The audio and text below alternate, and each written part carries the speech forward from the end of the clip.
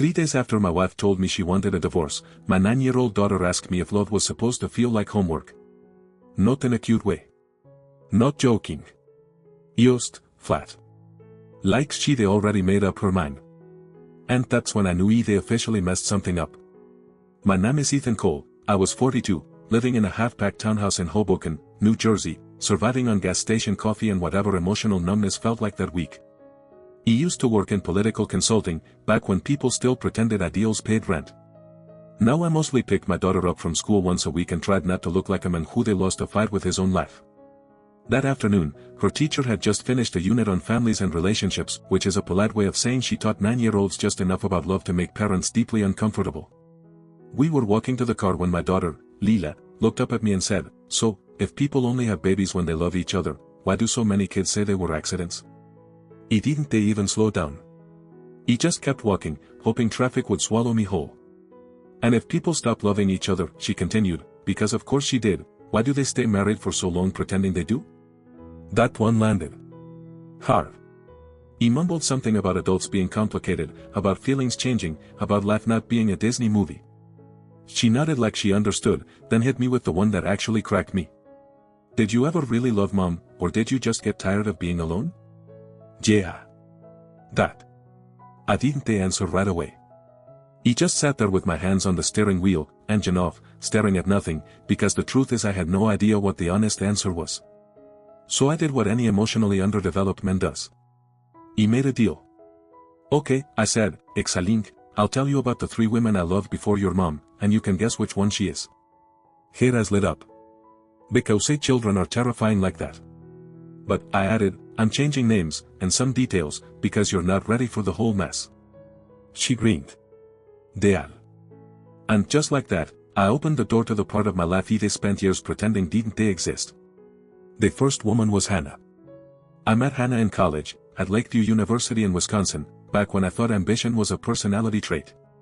She had this calm about her, this quiet certainty, like she already knew how her life was supposed to turn out and was just politely waiting for the rest of us to catch up. We were that couple. The one professors teased, the one friends rolled their eyes at.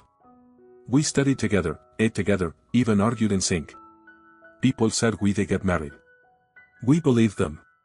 The problem was, I wanted the world. And Hannah wanted a porch.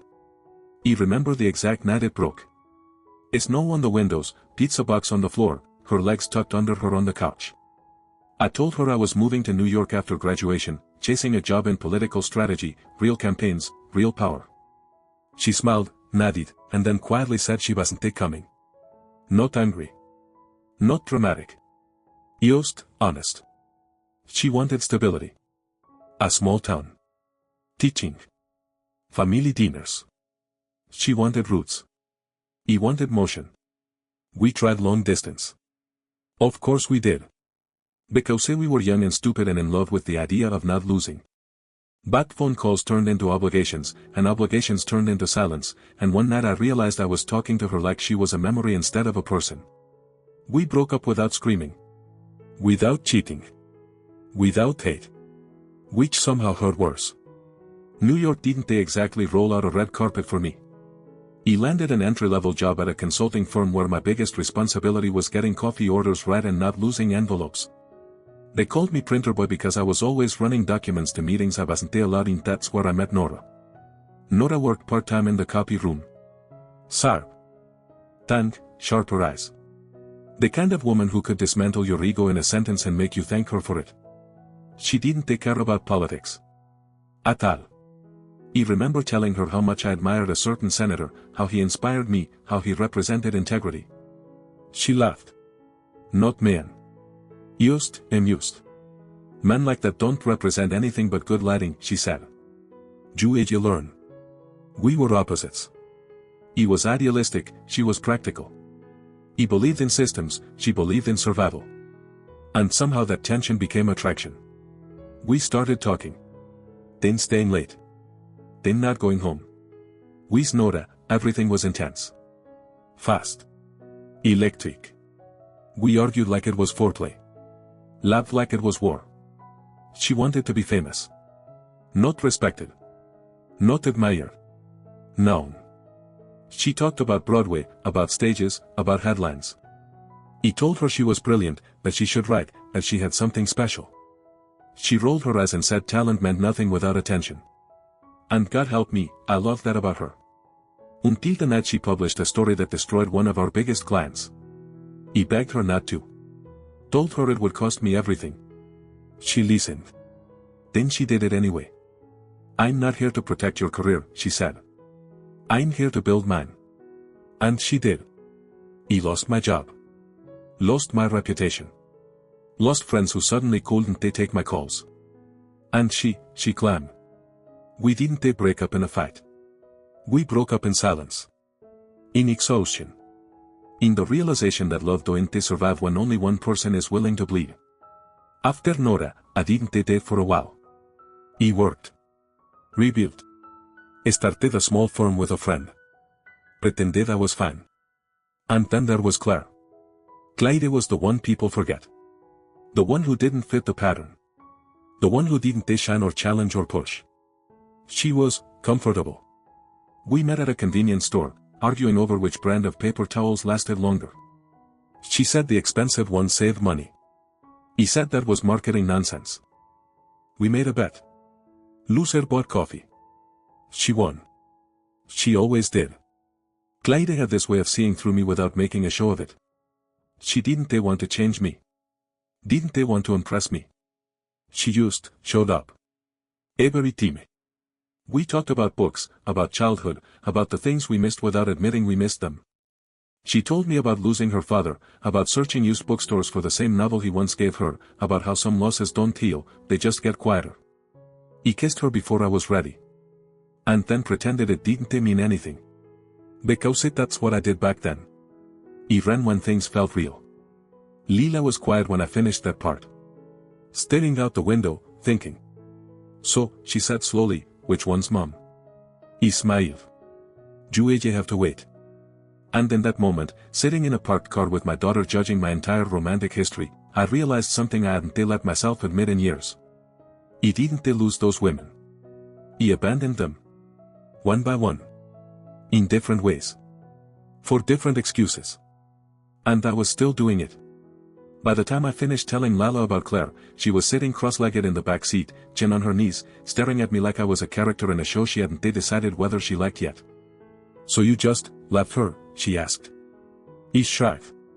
Not because I didn't care, but because I didn't know how to explain the kind of fear that don't look like fear. The kind that dresses up as logic, responsibility, demean. The kind that convinces you you're doing the right thing while quietly wrecking everything. I didn't leave, I said. I just never stayed. She frowned it. Kids understand more than we give them credit for. They just don't have the language yet. And neither did I. After Nora and I burned each other's lives down, I threw myself back into work like a man trying to drown his own thoughts. I co-founded a small consulting firm with my old college roommate, Marcus, who was the exact opposite of me, loud, loyal, reckless, and somehow always right when it mattered. We didn't have much. A folding table, 2 laptops, and enough debt to make our parents nervous. But we were free. No bases, no politics inside politics. Eustace and whoever was desperate enough to hire 2 guys with ambition and no reputation. That's when Claire came back into my life. Not dramatically. Not in a movie moment. Just there. He was grabbing cigarettes at a bodega late one night, and she was at the counter arguing with the cashier about whether the expiration date on almond milk actually mattered. She looked up, saw me, and smirked. Still cheap, she said. He laughed. Good, I laughed. Like my body remembered her before my brain did. We started talking again. Coffee turned into dinners. Dinners turned into long walks where neither of us wanted to go home. She asked about Nora. He told her the truth. She didn't judge. She never did. And that scared me. Because Claire wasn't chaos. She wasn't ambition. She wasn't a distraction. She was peace. And I had no idea what to do with peace. One night, walking her home, she asked me point blank, "What are you actually looking for, Ethan?" He didn't answer. She nodded. That's what I thought. She never pushed. Never demanded. Never made ultimatums. She just existed, consistently. And the more she did, the more I felt like I was failing some invisible test. The problem was, right when things with Claire started feeling real, Hannah showed up again. Not physically. Through a phone call. Out of nowhere. She said she was visiting New York for a conference and wondered if I wanted to grab coffee. My heart did that stupid thing it always does when the past knocks. We met at a small cafe in Soho. She looked good. Different. Softer somehow. And for a moment, I let myself believe in second chances. We talked. Laughed.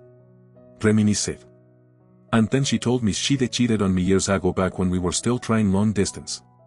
With someone we both knew. She said it like a confession. Like she was giving me closure. What she really gave me was perspective. I didn't want to hold you back, she said. You were always going somewhere. I was always staying. And that's when it hit me. I wasn't a victim. I was a pattern. I left Hannah because she wanted roots. I lost Nora because she wanted fire. And I was about to lose Claire because she wanted truth. And I didn't know how to give it. That night, instead of going to Clyde's, I walked. For hours. Through streets that didn't care about my crisis. Past bars full of people pretending they weren't lonely. Past couples pretending they weren't tired. I didn't go home. I didn't call. I didn't explain. Because I was a coward with good intentions. Clyde eventually stopped texting. Not dramatically. Not angrily. Just less. Then not at all. I told myself it was mutual. It wasn't. Years passed. Careers rose and fell. Marcus got married. I stayed single. Hannah sent a wedding invite. I didn't go. Nora got famous. I pretended not to care. And then I met Rachel. Your mom. I didn't tell Lala that part yet. I wasn't ready. Rachel was warm. Organized. Stable. The kind of woman who had matching towels and a 5-year plan. She liked me. Genuinely. No games. No mystery. I proposed because it made sense.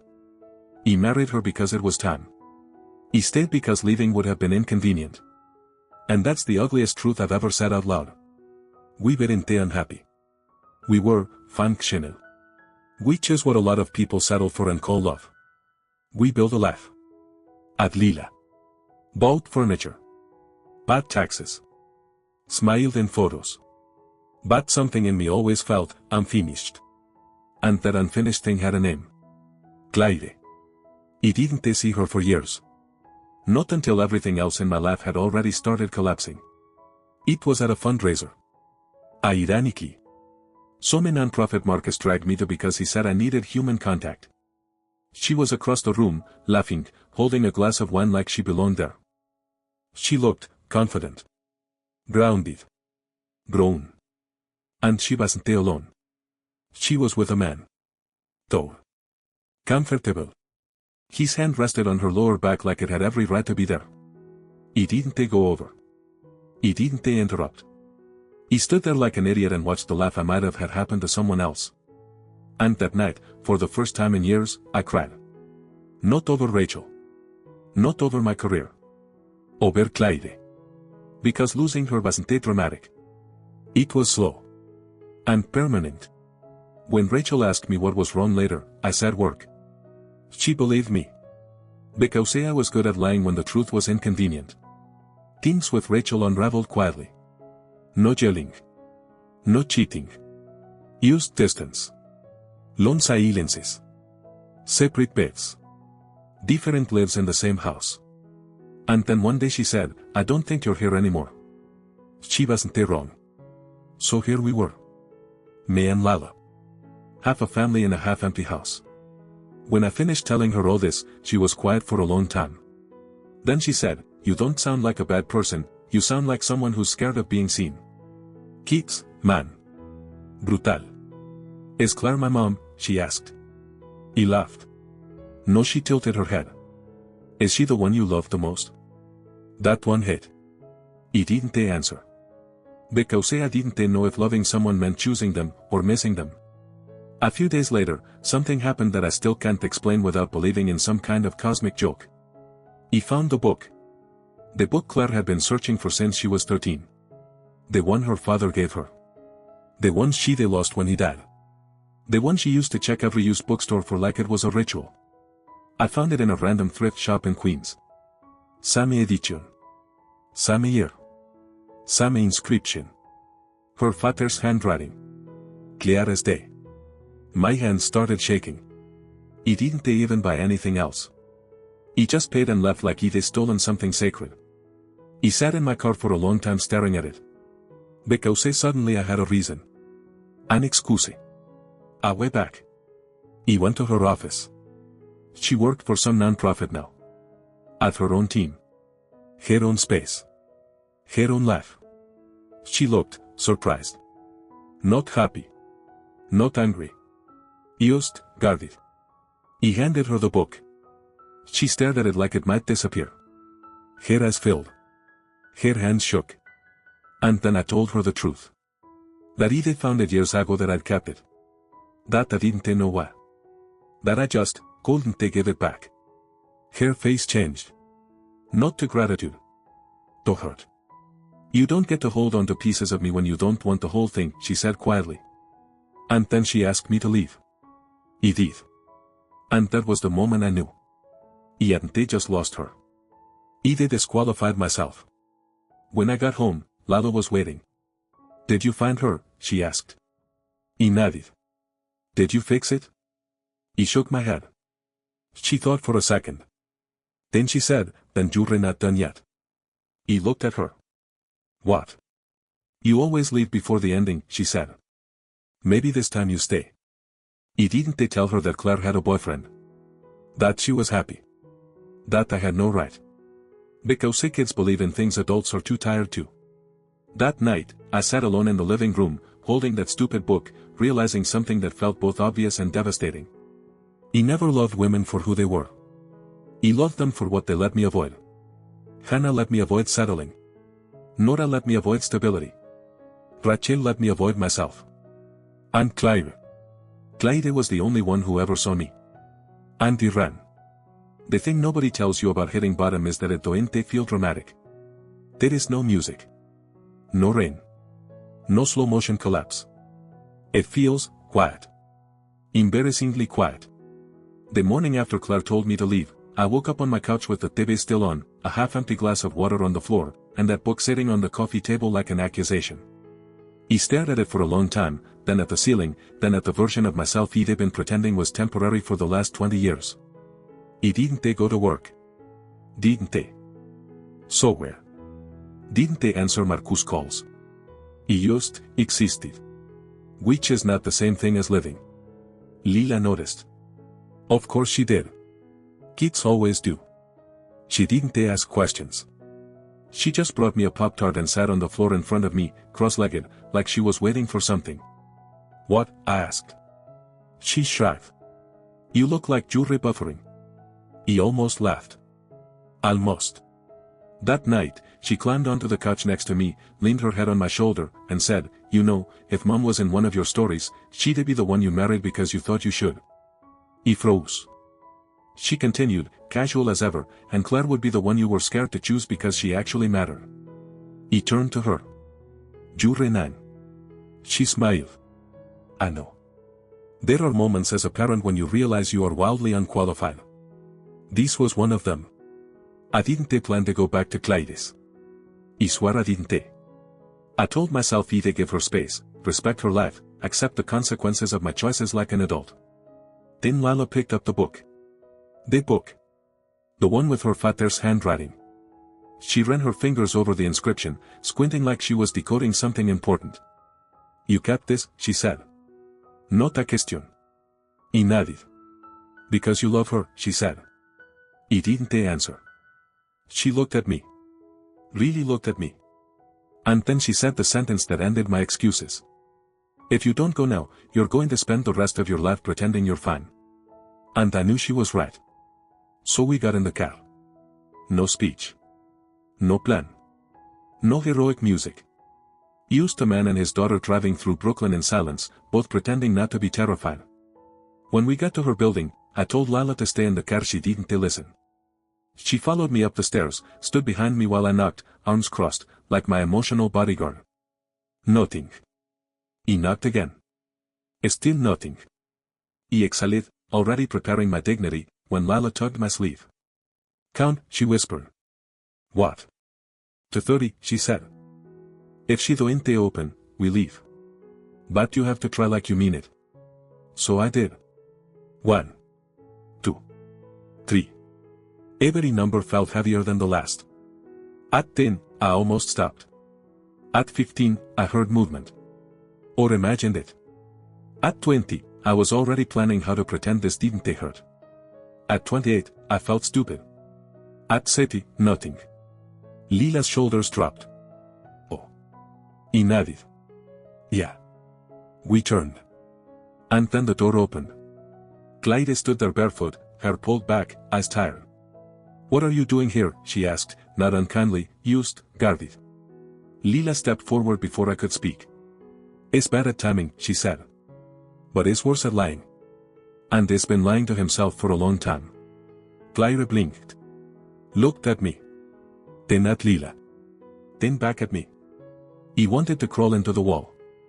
I don't want to interrupt your laugh, I said quickly. I don't want to confuse you or mess anything up. He used. He needed you to know something. She waited. He swallowed. I didn't keep the book because I forgot, I said. I kept it because it was the only piece of you I had that I didn't screw up. Her jaw tightened. And I didn't leave you because I didn't take care, I continued. I left because I did. Because you saw me.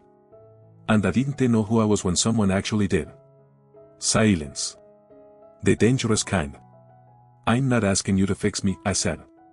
I'm not asking you to forgive me. I'm just asking you to know that you didn't face. You were the point. Lila grabbed my hand. Clyde looked at her. Then back at me. Then she did something I didn't expect. She laughed. Not happy. Not cruel. Just tired. You always show up when you're already too late, she said. I know, I whispered. She leaned against the doorframe. I have a life, Ethan. You have stability. You have someone who doesn't disappear when things get real. I know. So why are you here, she asked. He looked at her. Really looked at her. The woman Edith spent years orbiting without landing. Because I finally understand that love isn't what you feel, I said. It's what you choose. And I've never chosen you, and I should have. Another pause. Long hair. Heavier. She looked down. Then up. Then she said the sentence that still splits people when I tell this story. Come in. Lila grinned like she'd just won a bet with the universe. We sat. We talked. Not about us. Not about the past. About work. About school. About nothing. About everything. There was no kiss. No dramatic confession. No music swell. Just a space. And that was somehow more terrifying. An hour later, she walked us to the door. I didn't ask what this meant. She didn't define it. Because sometimes the bravest thing two people can do is not rush. In the car, Lila buckled herself in and said, So, is she mom? He smiled. No, she nodded, satisfied. Good. I like her. A week later, Rachel signed the divorce papers. No tears. No fight. Just relief. On both sides. We hugged. For the first time in years. Real hug. Honest hug. Take care of her, she said. He nodded. Clyde didn't call. He didn't push. 2 weeks passed. Then 3. Then my phone buzzed. A text. Do you still drink cheap coffee? She wrote. He smiled. Religiously, I replied. Good, she said. Because I'm not paying for the expensive stuff. We met. We talked. We laughed. We argued. We didn't pretend. And there is the controversial part. We didn't get back together. Not officially. We trying. Slow. Messy. Honest. Some days feel like hope. So many days feel like history. So many days feel like risk. And I don't know how it ends. I don't know if it's the love of my life or the lesson I finally learned too late. But I know this. For the first time, I'm not running. And that might be enough. Lila still asks questions. Still analyzes. Still judges my life choices like a tiny therapist. And every time she does, I remember something. Love isn't about finding the right person. It's about becoming the kind of person who can stay. Now I want to ask you something. Was I wrong for going back to Claire after everything, or was I finally right for once? Is love about timing, or courage? And if someone hurt you because they were broken, do they deserve another chance when they're finally whole? Tell me what you think. I want to hear it.